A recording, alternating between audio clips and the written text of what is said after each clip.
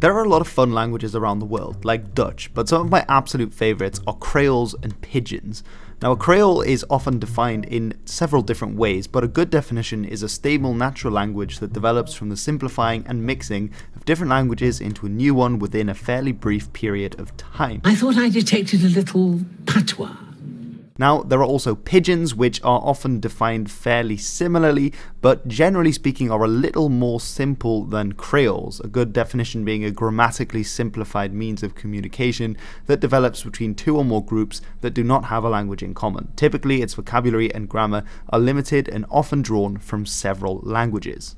Me talk pissing all right? Some examples of Creoles from around the world, many of which are found in the Caribbean. Some are French-based, like Haitian Creole from Haiti. There are others that are Spanish and Portuguese-based, like Papamiento, which is spoken on the ABC Islands in the Dutch Antilles. And even some, yes, that are based on Dutch as a base language, like Nederhollands. Ah, shit. Lots of Creoles were first created during the Age of Discovery, when European powers took African people as slaves to work on the plantations. Many of these African peoples couldn't communicate with one another because they came from a diverse linguistic background, as well as the fact that many of them had to learn to speak with other Europeans who were indentured servants, this leading to the creation of many Creoles in the area. However, that isn't to say that all Creoles are based on a European language. As in Africa, the language of Swahili was originally some kind of Creole language, and indeed in Sudan and other areas there are some Arabic-based Creole languages still being spoken today.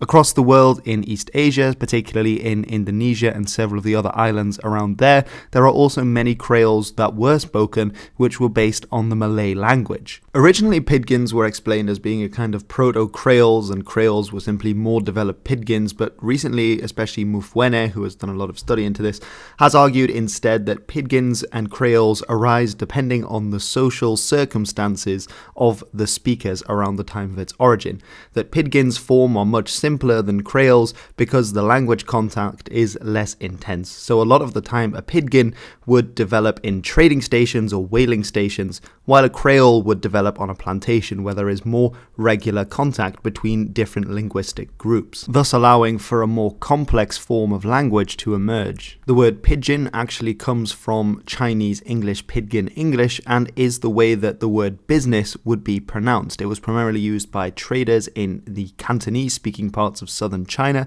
and there are several phrases which have come down from this Pidgin, such as no can do, saving face, and long time no see. So you can see similar words to English, but a lot of the time the grammar is much more simplified than in modern English. Now today I want to play a little game, and it's called Guess the Pidgin. And in this game I'm basically going to show you a Pidgin language and you need to guess what the base language is. Sound simple enough? Let's go.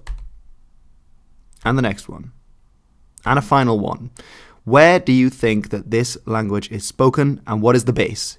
Well, it's Basque. The Basque language forms the base of this Pidgin.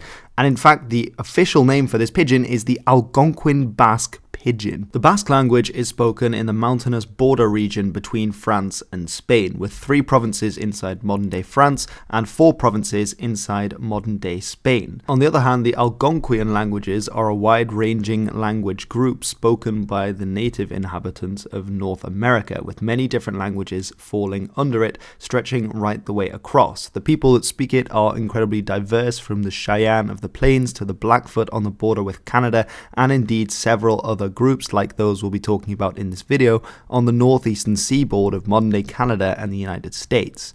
Indeed, it's these eastern speakers of the Algonquian languages who speak what is often referred to as Algonquin, a single or actually several languages of the Algonquian language family that we'll be talking about today. Because just how did these Native Americans end up getting together with the Basques to create what is quite possibly the most ambitious linguistic crossover I've ever heard of?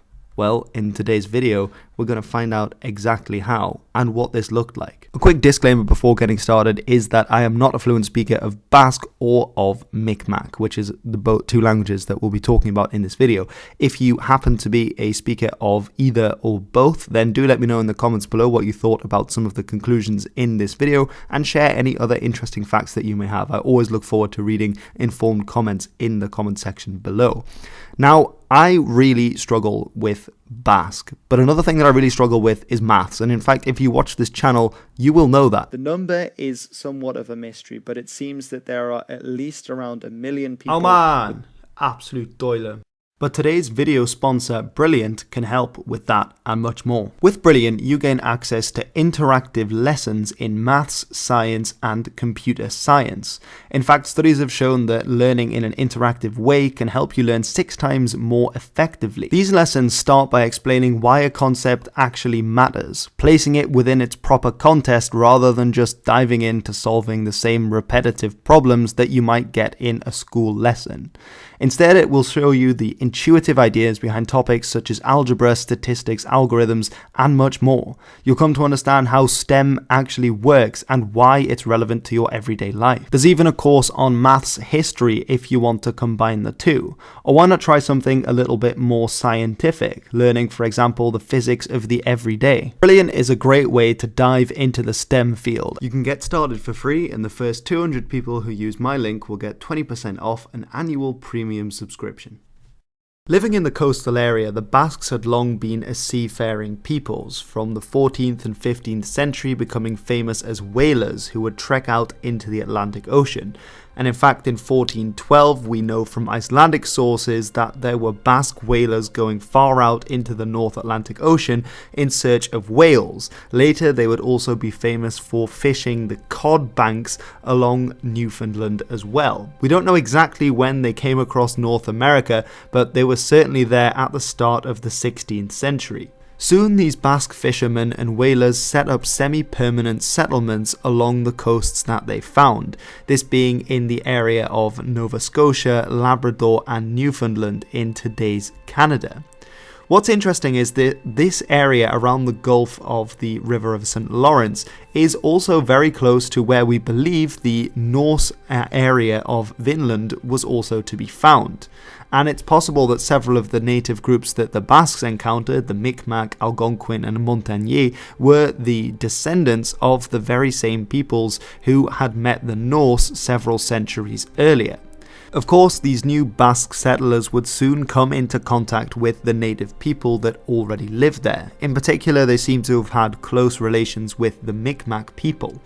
But, of course, when they came into contact with them, which language would they speak? Because, of course, the Basques would be speaking Basque, while the Micmac people would be speaking their own Micmac language, neither of whom would be able to understand the other. Already in 1527, we hear of something that sounds an awful lot like a pidgin, which has developed so that speakers of Basque, native Basque speakers and native Micmac speakers can speak a kind of mixed language together and be understood in terms of basic items. Now we have around 30 words that have survived down to us today of this Algonquin-Basque Pidgin. And as you can see, if we translate these words around, you can see a lot of the words are fairly simple. Many of them are related indeed to trading, and actually we can see several categories like trade goods, descriptions and ranks that come across as the main kind of words that have survived from this pidginized language. The idea with the pidgin language is that it isn't as complex as Basque or Micmac on its own. The word count was probably only ever around 100 or 200 words, most of which were directly related to trading, as this was the kind of activity that the Micmac would be pursuing with the Basques they encountered, probably only in the summer months as well, and so you only need a very limited vocabulary with a very basic grammar that makes it easier for people to learn, because ease of communication is the goal with a pidgin like this. So what then linguistically can we say about the Algonquin-Basque Pidgin, which from now on I'll be abbreviating with ABP? Well, we know that the base language was Basque, so when you get a pidgin arising, it's not a higgledy-piggledy mess of the two languages or multiple languages that randomly gets extracted. Normally there is a base language from which most of the vocabulary is drawn and from which a simplified form of grammar emerges. Now, historians for a long time suspected that there was a French-based pidgin being spoken in North America, particularly by French traders and Native Americans in what is today Canada. This came because of a quotation by Paul Lejeune, who was a Jesuit missionary working in North America among various native groups. And he said, I have noticed in the study of their language that there is a certain jargon between the French and the savages, which is neither French nor Indian. And yet, when the French use it, they think they are speaking the Indian tongue, and the savages, in using it, think that they are speaking good French. But of course, these early historians overlooked something important in this quotation, which is of course that if this were a French-based pidgin, the French would surely not be thinking that they were speaking Indian at all, but they would recognize it as French. And indeed, we now know that this pidgin was based on Basque and not on French. And in fact, we can see that in certain words. For example, the ABP word capitana, sometimes spelt differently as well, has the characteristic Basque A attached to the end of the word. Now, of course, this is a word related to capitaine in French, capitaine in Spanish, but you can see that the Basque form most closely aligns with the ABP form there. More on that later on as well. And in fact, as you can see in a lot of ABP words that have survived, many of them end in A, just as many of the Basque words do as well. In fact, there are even more in ABP that end in A because of a kind of leveling and simplification. That isn't to say that all ABP words are simply Basque. It's not just simple Basque, because there's also the word kir, which you have, which is actually from the Mi'kmaq word kir, which means you. And as such, there are other words from other languages in there as well. You also have the ABP term chave, which is most likely related to French savoir and indeed Spanish saber, which in turn means to know. Although in the case of ABP, it's used more in a kind of savvy or cunning way rather than simply to know. This likely came in through French, and also you can also see the ABP gara mercis, which is from French grand merci, which in English means big thanks. This adding together of two words also being frequently seen in pidgins because of it being a spoken language and so not realizing where the gaps between the words necessarily are.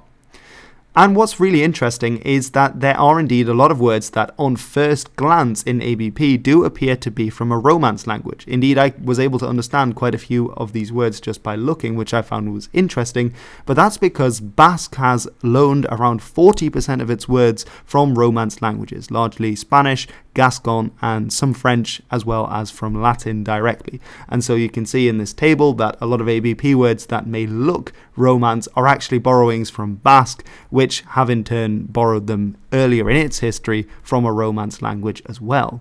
There's some interesting phonological changes that we see from Basque into ABP.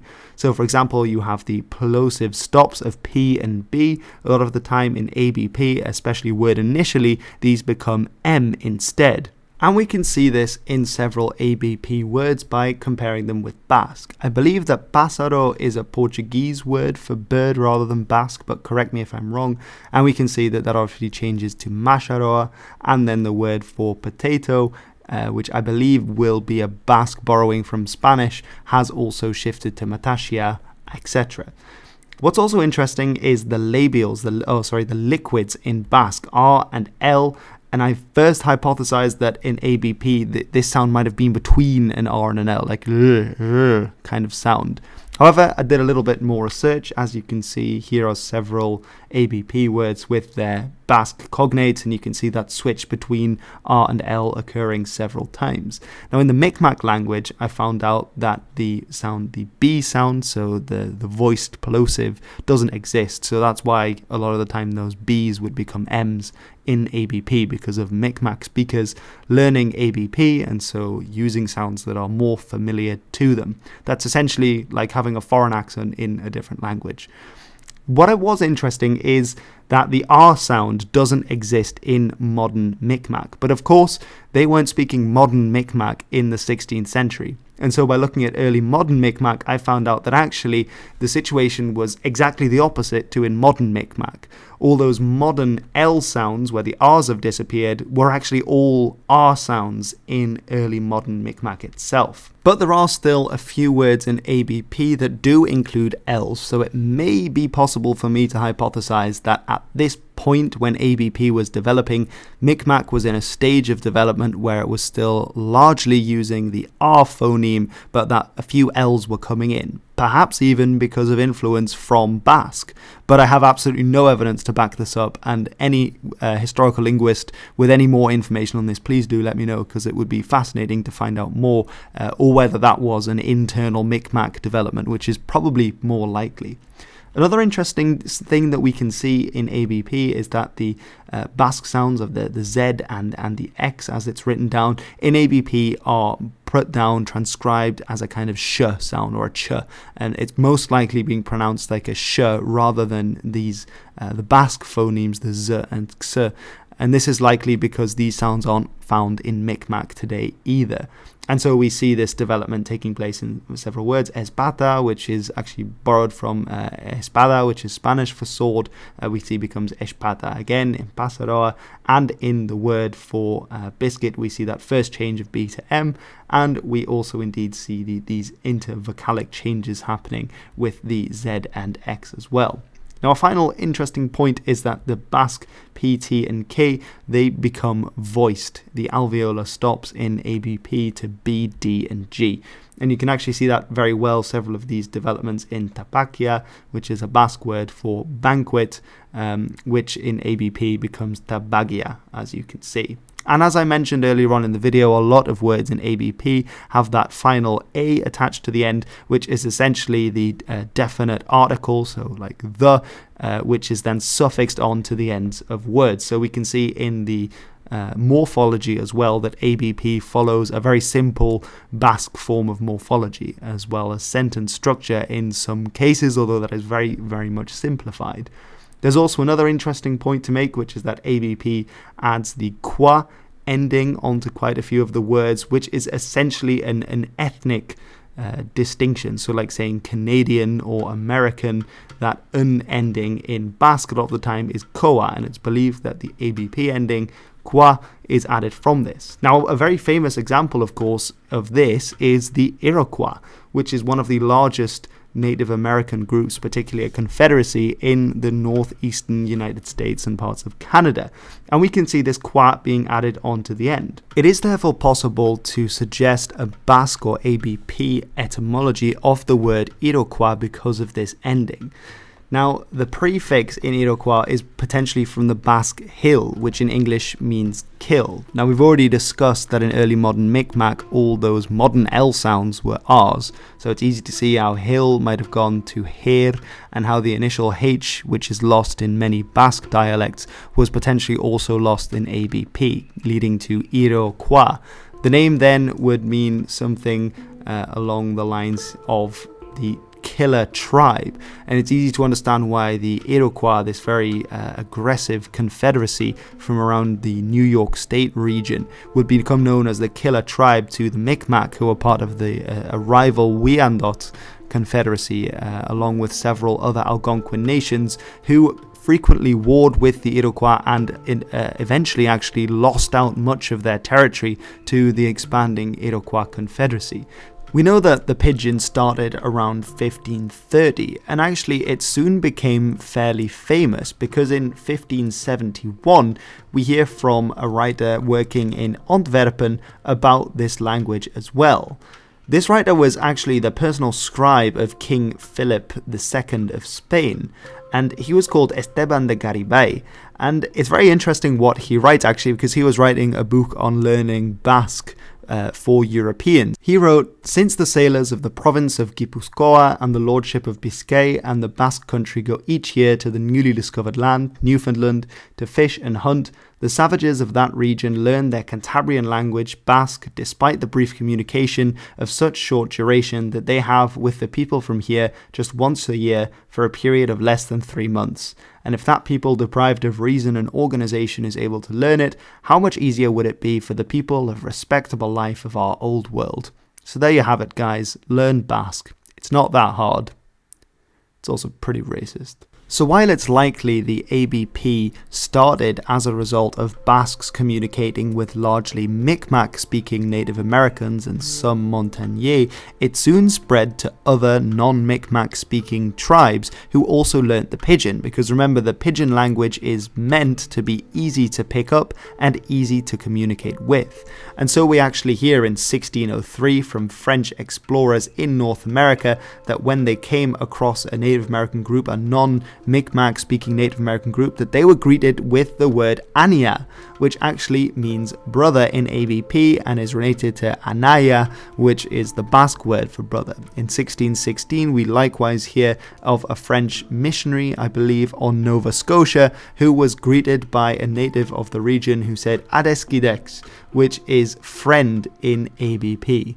So it's very interesting that this Pidgin soon spread across the region to different linguistic groups of Native Americans who used it to speak with the traders. And one of my favorite historical images to imagine is of a kind of French expedition sailing down one of these beautiful wooded banks. They come across some kind of Native American party in their canoes and they think, wow, we must be the first white people these Native Americans have ever seen. They sort of lean down and then all of a sudden, they greet them with a Basque word. That moment of realization that, damn, these Native Americans are speaking Basque. Like, how did this happen? Sorry, I just absolutely love this story. It's just min, man, honestly. Anyway, but an interesting fact is that Mateo de Costa, who is often cited as the first freed man of African descent in Canada, was actually a speaker of ABP. Now, he's very interesting because he was basically hired as a somewhat semi-professional translator by many of these explorers going into territories where people didn't speak a European language, but they still needed to communicate. He actually accompanied Samuel de Champlain, who is a very famous French explorer who explored large areas of what is today Canada. And it was said that he could speak Dutch, English, Portuguese, French, Mi'kmaq, and indeed ABP as well. So I thought that was really interesting that we actually have the name of someone who spoke ABP. In 16, we also learn from a French source, Marc Lescarbot, in his History of New France, that the tribes of New France have been so long frequented by the Basques that the language of the coastal tribes is half Basque, just showing how much of a reach this ABP had and how useful it was for Frenchmen as well as Basques and others to learn so that they could communicate with the tribes.